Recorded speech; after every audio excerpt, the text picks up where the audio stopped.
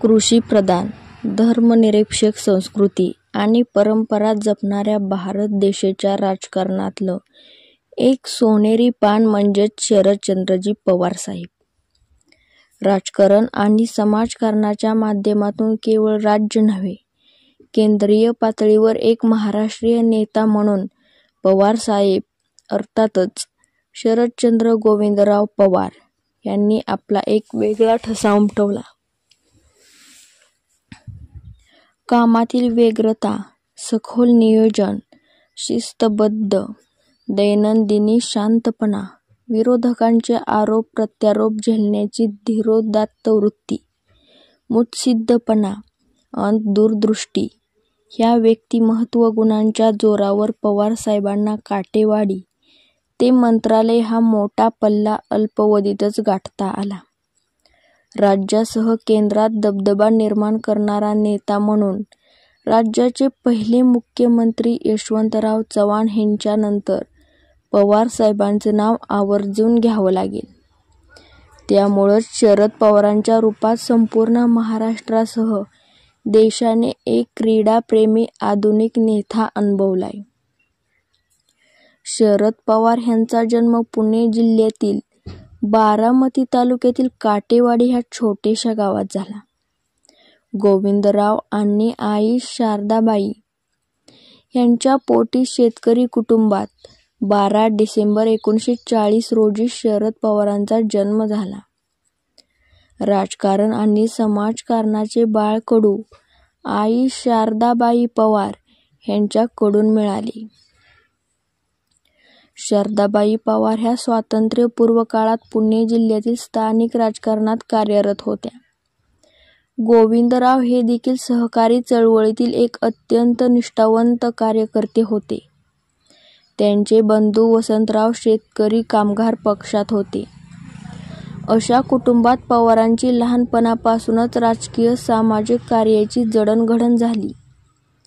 त्यामुळे शरद पवार ह्यांचा college GS. म्हणजेच जनरल सेक्रेटरी ते महाराष्ट्राचे मुख्यमंत्री आणि विविध खात्यांचे केंद्रीय मंत्री हा खडतर प्रवास थक्क करणारा आहे. शिवाय कार्यकर्त्यासाठी प्रेरणा देणारा बारामती येथील महाराष्ट्र एज्युकेशन सोसायटीच्या विद्यालयात शरद पवार ह्यांचे शालेय शिक्षण झाले. त्यांनी पुढे पुण्यातील बृहन्मन महाराष्ट्र वाणिज्य महाविद्यालय येथे शिक्षण घेताना जनरल सेक्रेटरी म्हणून महाविद्यालयीन आणि विद्यापीठ स्तरावर नेतृत्व केलं. ह्या काळात शरद पवार ह्यांचा युवक काँग्रेसशी संबंध आला आणि तेथून त्यांनी पक्षीय राजकारणात प्रवेश केला.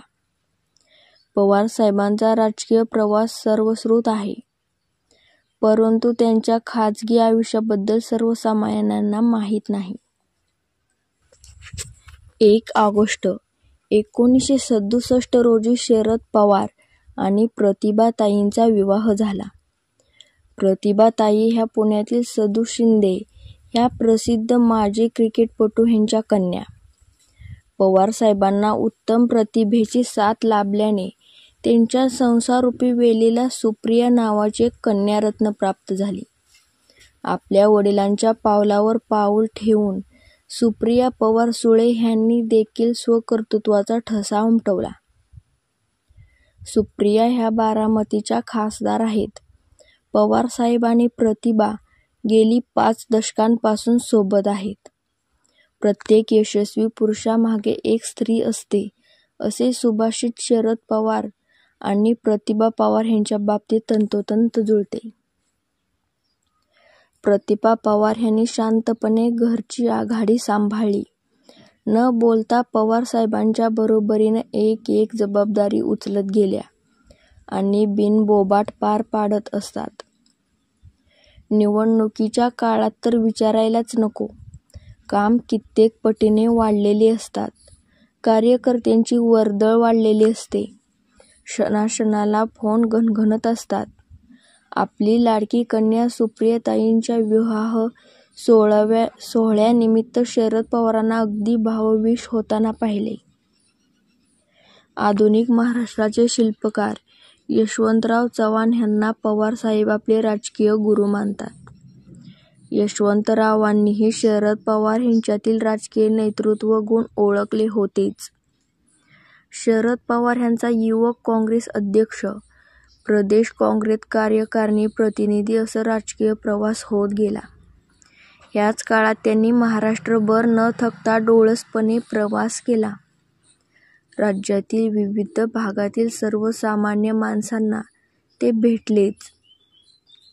शिवाय साहित्य अन कला, क्रीडा, समाजसेवा, उद्योग, पत्रकारिता आदी क्षेत्रातील दिग्गजांशी, मान्यवरांशी, अभ्यासकांशी त्यांचे स्वाभाविक संबंध प्रस्थापित झाले. पवारसाहेब हे वयाच्या अवघ्या 26-27व्या वर्षी आमदार झाले. पुढे ते प्रदेश काँग्रेस सरचिटणीस झाले. 1974 मध्ये मंत्री झाले आणि 1978 मध्ये वयाच्या केवळ 38व्या वर्षी ते महाराष्ट्र राज्याचे मुख्यमंत्रीपदी विराजमान झाले. एवढेच नव्हे तर पवारसाहेबांनी 1978, 1988, 1990, 1993 अशी 4 वेळा त्यांनी विविध कालावधीसाठी मुख्यमंत्रीपद सांभाळले.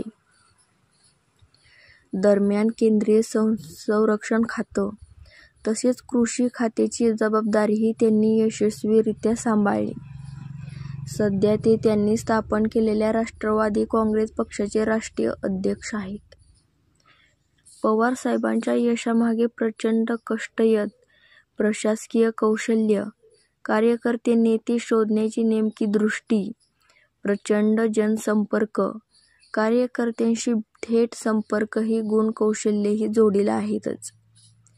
स्थानिक कार्यकर्ते नेते ह्यांच्यामधील क्षमता ओळखून त्यांनी राजकीय पटलावर मोठी संधी देण्याचे काम शरद पवार ह्यांनी वेळोवेळी केले. त्यातून दिलीप वळसे पाटील, आर. पाटील, जयंत पाटील, पुतणे अजित पवार आणि कन्या सुप्रिया सुळे आदी नेते पुढे आले. शरद पवार साहेबांचं व्यक्तिमत्व उलगडून दाखवणारी अनेक पुस्तके आली. पवारसाहेबांच्या काळात माजी सैनिकांच्या निवृत्तीवेतनात वाढ, फळबाग विकास योजना, पोलिसांची हाफ पॅन्ट जाऊन फुल पॅन्ट करण्याचा निर्णय, महाराष्ट्रात सहकार क्षेत्राचा साधलेला विकास, साखर कारखाने क्षेत्रातील योगदान, मुंबईतली दंगली, किल्लारी भूकंप या संकटानंतर हाताळलेली परिस्थिती, महिला आरक्षण विषयातील भूमिका आणि निर्णय, महिला बचत गटांना बळ देण्याचे धोरण, राज्यातील वंचित घटकांसाठी त्यांचं धोरण आणि त्यांचे निर्णय अशी त्यांच्या राजकीय कारकिर्दीची अनेक ठळक वैशिष्ट्ये सांगता येतील.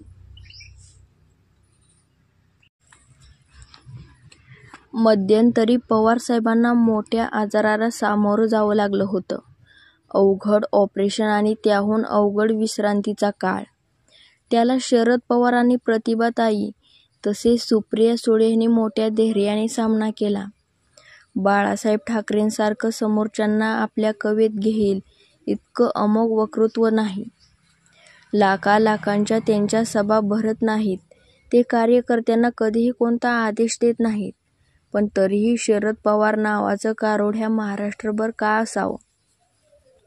महाराष्ट्राच्या कानाकोपऱ्यातल्या माणसाला शरद पवार हे नाव माहीत असतं. लाखांच्या सभा भरत नसल्या तरी शरद पवार काय बोलतात याकडे मात्र सगळ्याचं जाणीवपूर्वक लक्ष असतं. जीव ओवाळून टाकायचं म्हणाल, कायमस्वरूपी त्यांना निष्ठा बहाल करणारे निष्ठावंत कार्यकर्ते अवघा महाराष्ट्रभर त्यांनी निर्माण केले. खेडेगावातल्या एखाद्या कार्यकर्त्यापासून साहित्य संस्कृती या क्षेत्रातील मान्यवरांपर्यंत, स्वपक्षापासून विरोधी पक्षापर्यंत शरद पवारांच्या मैत्रीची वर्तुळ विस्तारलेली असत. एखाद्या माणसाचे एवढे पैलू असू शकतात. पवारांची स्मरणशक्ती हा अफलातून गुण. आयुष्यात त्यांना एकदा भेटलेली माणसं पुढे 10 वर्षांनी भेटली तरी त्यांच्या लक्षात राहतात आणि असं घडलेही आहे. खेड्यापाड्यात सभेला गेल्यानंतर ते तेथील नेत्यांना, जुन्या जाणत्यांना अगदी नावानिशी हाक मारून त्यांच्याशी आदराने बोलतात. त्यांना मान देतात.